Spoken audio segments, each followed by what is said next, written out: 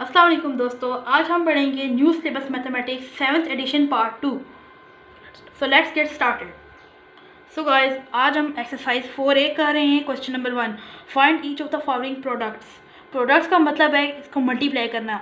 अब question number 1 का ए part है 6x मल्टीप्लाई -2y, यानी हमने 6x को -2y से मल्टीप्लाई करना है।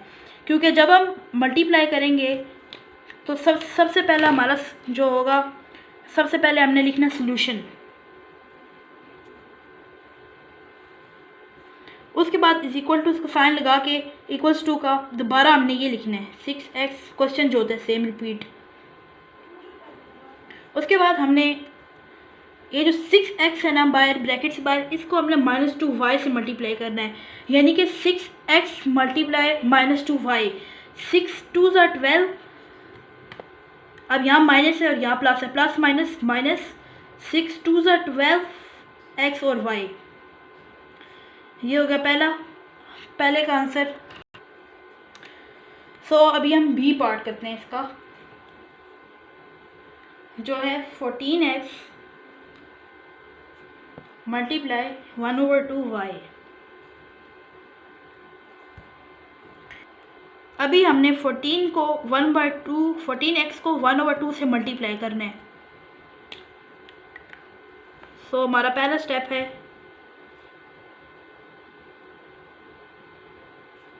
पहले तो इसी तरह क्वेश्चन जैसे कि मैंने आपको बताया क्वेश्चन रिपीट करना है।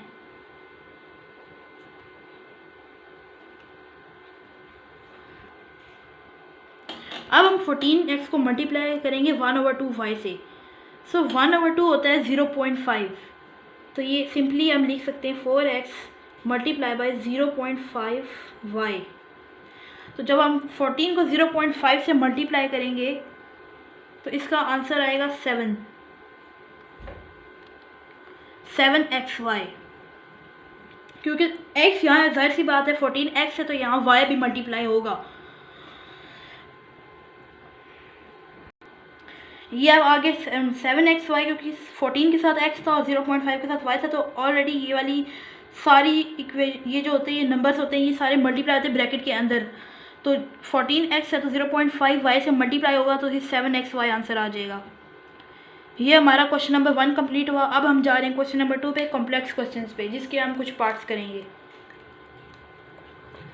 तो क्वेश्चन नंबर 2 है expand each of the following expressions।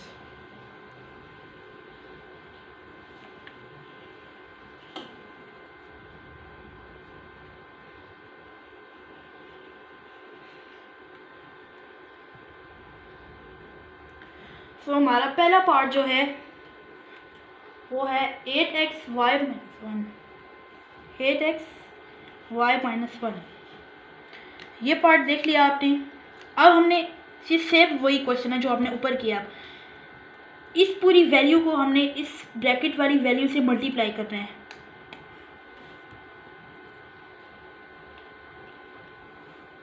जैसे अब ये 8x है ना, इसको हम मल्टीप्लाई करेंगे y - 1। अब चूँकि क्वेश्चन है थोड़ा सा चेंज, जो कि हमने पहले क्वेश्चन भी किया था, उसमें थी ब्रैकेट में एक वैल्यू, जो कि हमने पहली वैल्यू से दूसरे वैल्यू को मल्टीप्लाई करना था, सिंपली आंसर आ जाना था। अब क्योंकि दूसरा क्वेश्चन है उसमें हमें ब्रैकेट में 2 वैल्यू दी गई है, तो पहले हम इस वैल्यू को जो कि 8x है पहले y से मल्टीप्लाई करेंगे, फिर इसी वैल्यू को -1 से मल्टीप्लाई करेंगे। अब 8 के साथ प्लस है, सो 8 के साथ प्लस है। पहले तो हम ये वाला क्वेश्चन यहाँ रिपीट कर लेंगे इस तरह। अब 8 के साथ है प्लस और y के साथ भी है प्लस, तो 8y मतलब 1y, 8 1s are 8 और x और y।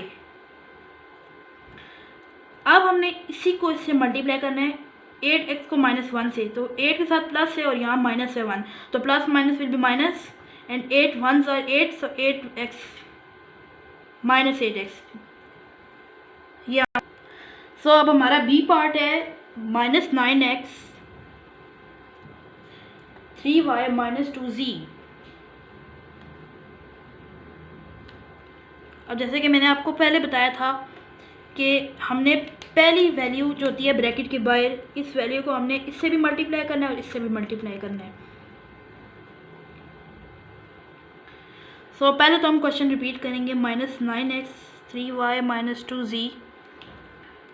देखिए क्वेश्चन है बहुत इजी, आपने इसको ज़्यादा ये नहीं कहना कि बहुत मुश्किल है, ये समझ नहीं आ रहा, आप देखो आराम से समझें।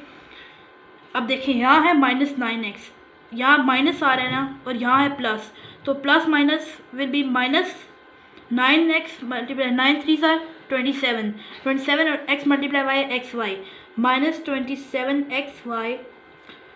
अब यहाँ माइनस है, यहाँ माइनस है, माइनस माइनस प्लस 9 2 ज़ार 18 multiply x multiply z equals to 18xg। ये हमारा आंसर आ गया। अब हम जाते हैं सी पार्ट की तरफ, क्योंकि इस क्वेश्चन में हैं इस तरह के बहुत क्वेश्चंस, लेकिन अब मैं आपको क्योंकि 2-4 समझा चुका हूँ, तो इसलिए मैं चाह रहा हूँ कि अब इससे डिफरेंट इसमें इस क्वेश्चन में जो पार्ट है मैं आपको वो समझाऊँ। तो अब हमारा सी पार्ट है -7s -4d -3u।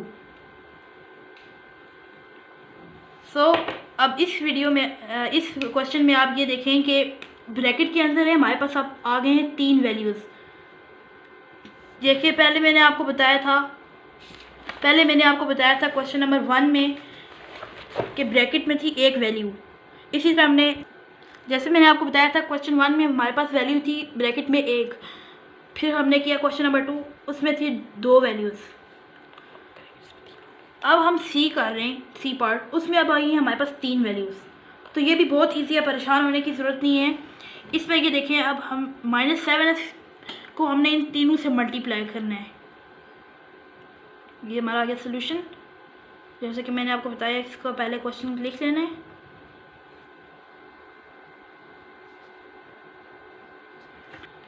सो अब हमने 7s को s से मल्टीप्लाई करेंगे, क्योंकि अब यहाँ s है और यहाँ s है, तो s multiply with s becomes s square.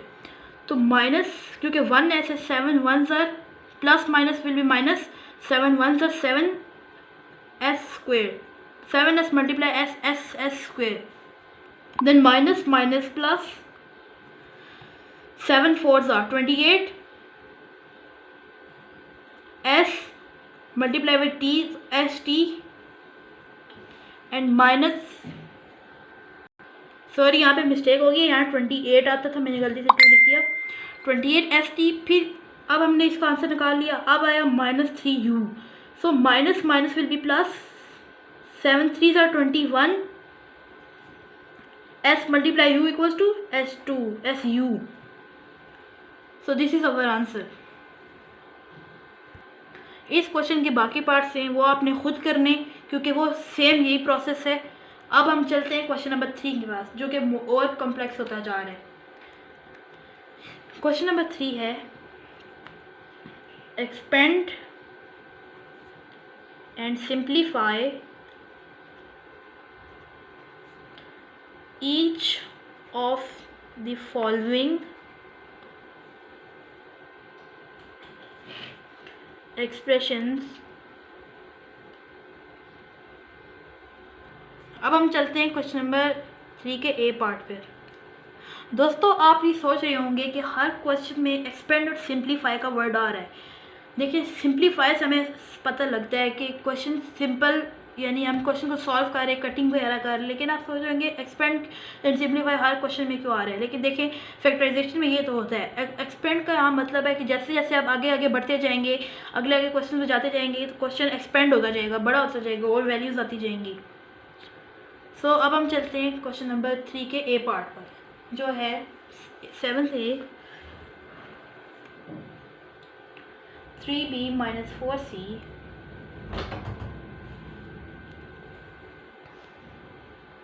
Plus 4a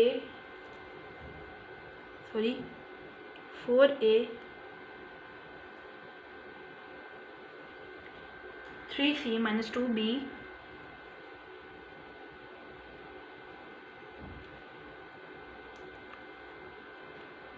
तो ये है हमारा क्वेश्चन।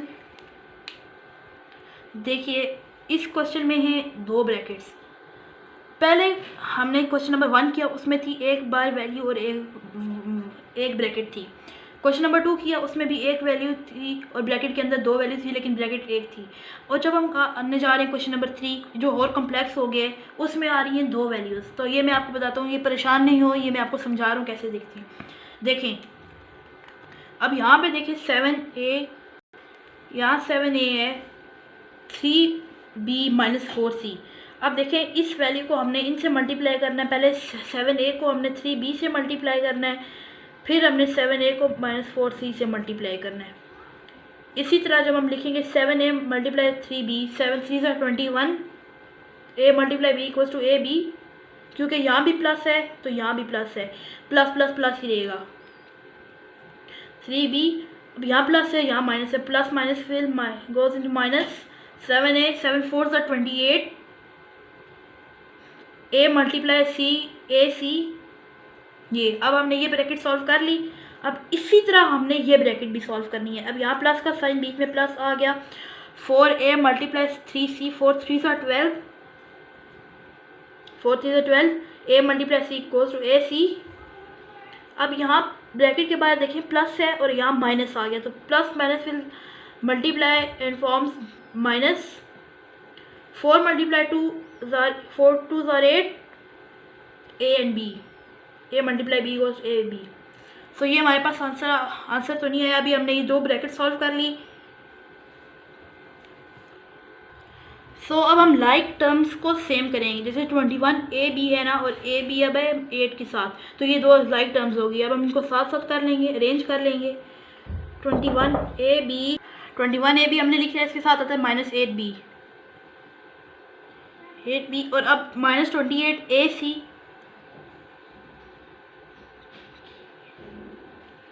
और प्लस 12ac। अब हमने इनको प्लस माइनस करके आंसर निकालना है। 21ab minus 8, 21 minus 8, answer will be 13, क्योंकि प्लस 13ab, क्योंकि जो बड़ी वैल्यू होती है ना उसके साथ हमेशा जो साइन होता है वो नीचे लगता है। तो बड़ी वैल्यू 21 है, उसके साथ प्लस है, तो यहाँ ऑलरेडी प्लस ab आ जाएगा। और माइनस 28 प्लस 12 यानी 28 माइनस 12 विल 16 माइनस 16 ac, क्योंकि अब 28 के साथ माइनस था ना और यहाँ प्लस था, तो प्लस माइनस माइनस, 28 के साथ माइनस है तो ये 16 ac, ये हमारा आंसर निकल आया। दोस्तों आज के लिए इतना ही, तब तक के लिए अल्लाह हाफिज़। हम अपनी नेक्स्ट वीडियो में क्वेश्चन नंबर 3 कर लिया, हम क्वेश्चन नंबर 4 से आगे शुरू करेंगे। प्लीज़ हमारी वीडियो को लाइक, सब्सक्राइब, बेल आइकन दबा दें और शेयर करें।